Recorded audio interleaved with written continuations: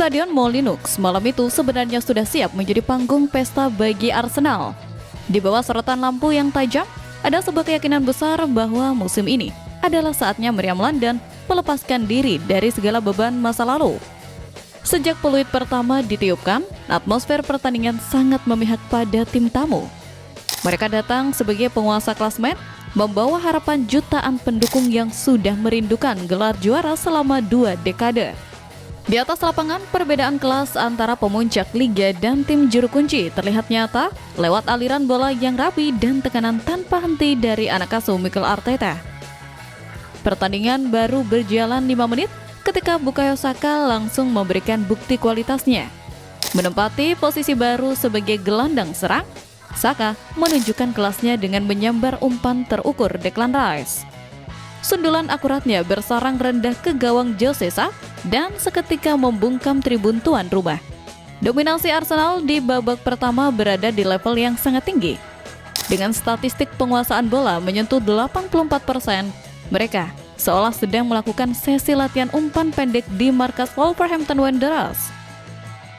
Para pemain Wolves dipaksa bekerja ekstra keras hanya untuk menghalau bola keluar dari area penalti mereka sendiri. Keunggulan tipis bertahan hingga turun minum. Namun, Arsenal kembali menggebrek di babak kedua. Menit ke-56, Piero Hincapié memperlebar jarak setelah menerima umpan terobosan cerdik dari Gabriel Magalhaes. Skor 0-2 seharusnya menjadi titik aman, namun sepak bola selalu punya cara untuk menghadirkan momen tidak terduga. Wolves mulai bangkit lewat gol indah Hugo Bueno dari jarak jauh pada menit ke-61 yang gagal dijangkau David Raya. Petaka sesungguhnya datang di masa injury time. Sebuah bola silang yang gagal diamankan dengan sempurna oleh Raya menciptakan kemelut besar.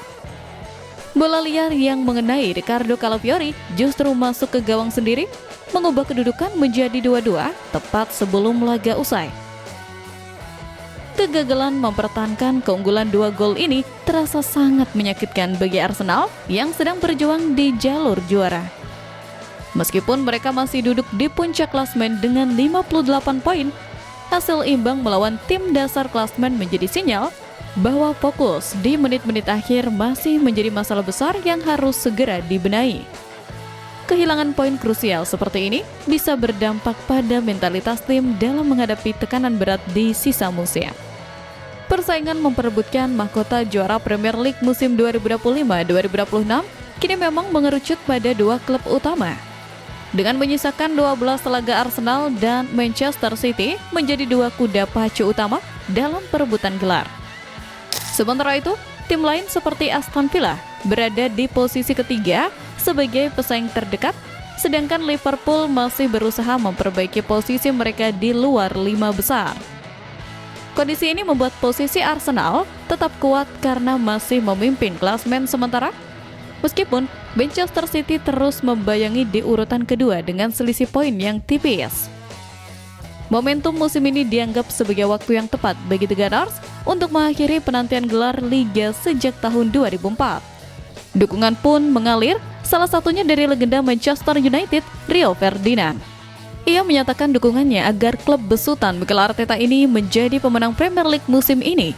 Ferdinand merasa persaingan musim ini sangat menarik dengan keterlibatan Arsenal di puncak. Ia bahkan berencana memberikan apresiasi kepada beberapa pemain Arsenal jika mereka berhasil mengamankan trofi, mengingat keberhasilan Arsenal juga berarti menghentikan dominasi rival-rival lainnya di liga. Mikel Arteta sendiri menanggapi persaingan ini dengan sikap yang profesional dan tenang. Ia menegaskan bahwa dirinya tidak ingin terlalu fokus pada spekulasi atau prediksi pihak luar. Bagi Arteta, hal yang paling utama adalah menjaga konsistensi performa tim di setiap pertandingan. Ia menyatakan bahwa klasemen saat ini belum menentukan hasil akhir. Saat ini, ia fokus pada pengembangan internal dan kualitas permainan menjadi kunci utama Arteta dalam menghadapi tekanan di fase akhir musim. Langkah Arteta untuk menjaga kestabilan tim tidak hanya dilakukan di lapangan, tetapi juga melalui kebijakan strategis klub dalam mempertahankan pemain kunci. Setelah hasil imbang yang cukup menguras energi tersebut, kepastian mengenai masa depan pemain pilar menjadi berita positif yang sangat dibutuhkan untuk menjaga moral skuad tetap tinggi dalam menghadapi sisa kompetisi yang semakin berat. Bukayo Saka akhirnya resmi memperpanjang masa baktinya bersama Arsenal dengan menandatangani kontrak baru berdurasi 5 tahun hingga 2031. Keputusan ini menjadikan Saka sebagai pemain dengan gaji tertinggi di klub dengan nilai yang dilaporkan mencapai lebih dari 300.000 pound sterling per pekan. Langkah ini diambil manajemen Arsenal untuk mengamankan aset terpenting mereka sekaligus memberikan sinyal kuat mengenai ambisi jangka panjang klub dalam meraih berbagai trofi di masa depan. Negosiasi kontrak ini sebenarnya sudah berlangsung cukup lama, di mana kesepakatan lisan sudah tercapai sejak awal tahun. Dengan kontrak baru ini, Arsenal memastikan bahwa Saka akan menghabiskan masa emas karirnya di Emirates Stadium. Saka bergabung dengan rekan setimnya yang lain seperti William Saliba dan Gabriel Magalhaes yang juga telah berkomitmen jangka panjang. Kehadiran Saka yang tetap konsisten dengan kontribusi 7 gol musim ini menjadi fondasi penting bagi skema permainan yang diterapkan oleh Arteta. Dalam beberapa pertandingan terakhir, Saka juga mulai beradaptasi dengan peran baru di posisi yang lebih sentral sebagai nomor 10.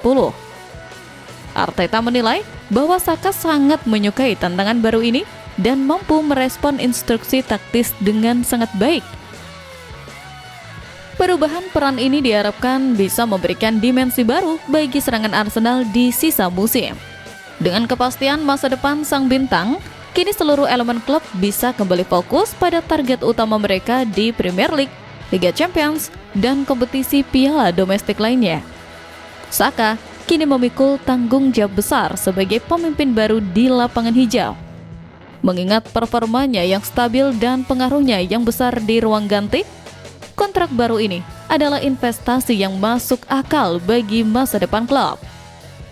Langkah selanjutnya bagi Arsenal adalah memastikan performa kolektif tim tetap terjaga agar gelar juara yang sudah di depan mata tidak lepas begitu saja di akhir musim nanti.